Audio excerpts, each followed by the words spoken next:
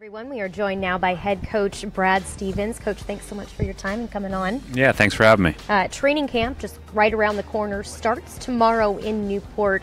For you, how much have you just been anticipating this to get started and see the new pieces that you have to put in place? Yeah, I mean, we're obviously all anxious to get started, but it's been a real process to try to simplify everything we need to do. You know, I think that ultimately we have to do a lot of work to make sure we're doing the right work with our team because we're all new. And we're looking forward to getting started. There's no question about it.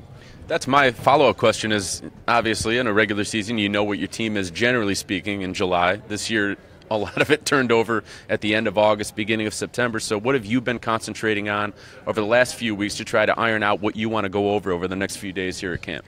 Well, I think anytime you've got a team like we have coming in now, where you've got a lot of young players who to play – they're going to have to add value to winning, and so you try to keep it as simple for those guys as possible. And then you've got some guys that clearly you're going to go to and try to figure out what their strengths are and how to accentuate those. You know, I think the balance is that everybody's going to have to play a role like any other team and embrace a role to be the best that we can be. The sooner that we can figure out and, you know, be accepting of those things and embracing those things, the sooner we'll have a chance to really move forward. Do you learn those roles over the next few days, or do you kind of have an idea of what you think those guys will fit into? I mean, you know, it's funny because, like, people will say, and I even talk about roles as do you start, do you come off the bench, whatever. Mm-hmm. The reality is your role is what you do well, and because what you do well is what gives you a chance to add value to winning again. And I think ultimately, like Kyrie on offense, he does a lot of things well, right? Like Gordon on offense, they do a lot of things well.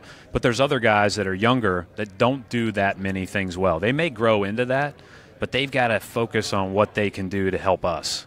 And so, like, being a complementary player to Kyrie, Gordon, Al is going to be really important. We're going to need guys that can do that. And then we're going to need guys that can also, you know, when those guys aren't in, or if one or two of those guys aren't in, be guys that we can go to on actions and everything else.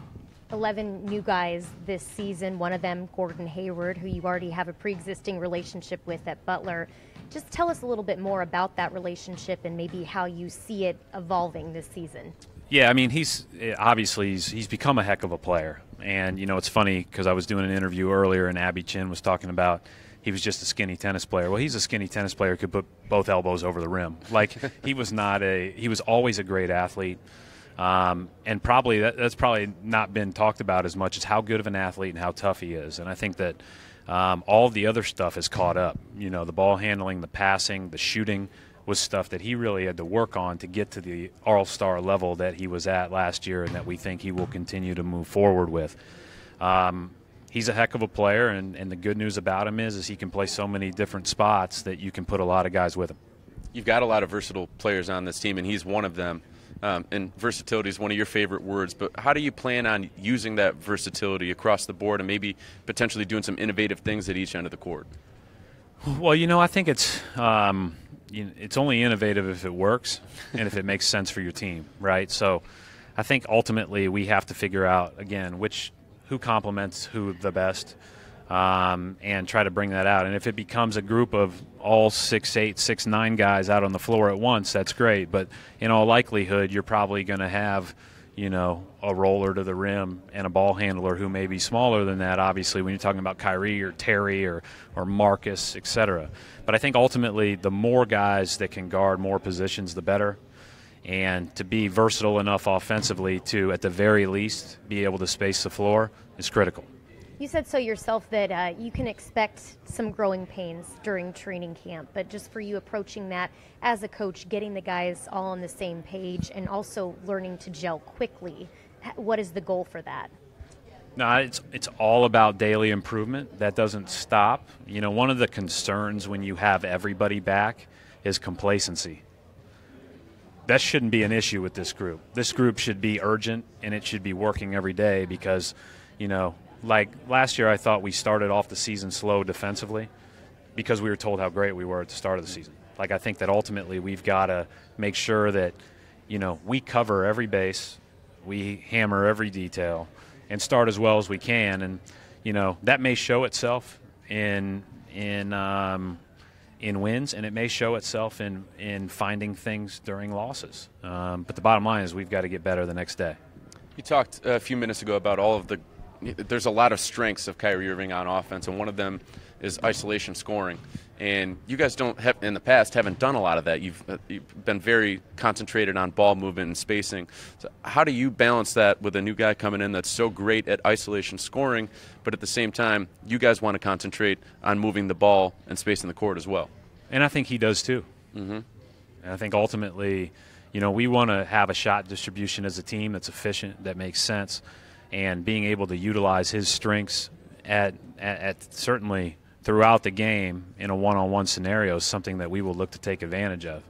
And at the same time, he's just as good as anybody playing off the ball, moving the ball, making the right play. He's a great lob thrower. He's great kicking it out against pick and roll. He's tremendous in transition. He can do so many things. And he's gotten, obviously the narrative is about him as an isolation player, but it's not about the narrative. It's about all the things that he can do. Coach, we've been taking some questions on Twitter, fans using hashtag Celtics Media Day. We have Farhad who wants to know, Brad, how do you see the numerous new players fitting into your system? Well, I think our system will fit into them. And that's, ultimately what you try to do as a coach. You try to make it so that it fits. The good news is when you really look at the strengths of our team and who we have, for the guys who are back, we can tweak. We don't have to overhaul.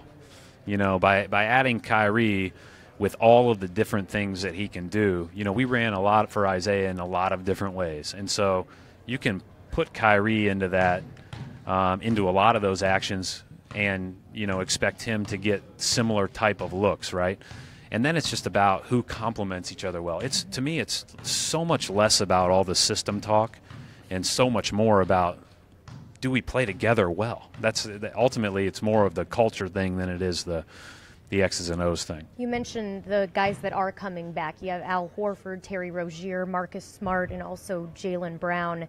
What are you anticipating for them coming back, maybe leaning on some of the Eastern Conference Finals experience and what they were able to overcome last season? Yeah, I think we ask each of our guys to lead in their own authentic way. We've talked a little bit about this before, but I'm not big on captains because I don't want to disempower some by empowering a few.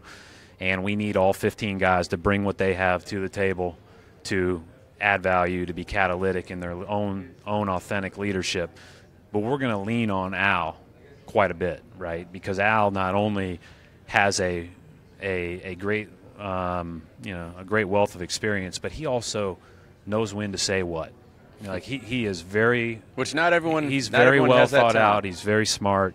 When he speaks, everyone listens, et cetera, et cetera.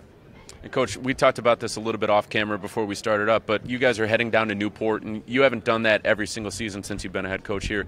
What positives might you be able to take out of this and going to another place and kind of getting away from it all? Well, we weren't going to do that until we made the trade. Mm-hmm. And the reason we weren't going to do it is because we had a lot of guys back and blah, blah, blah. But now having just 4 guys back, we thought it would be important to go down there tonight and eat dinner.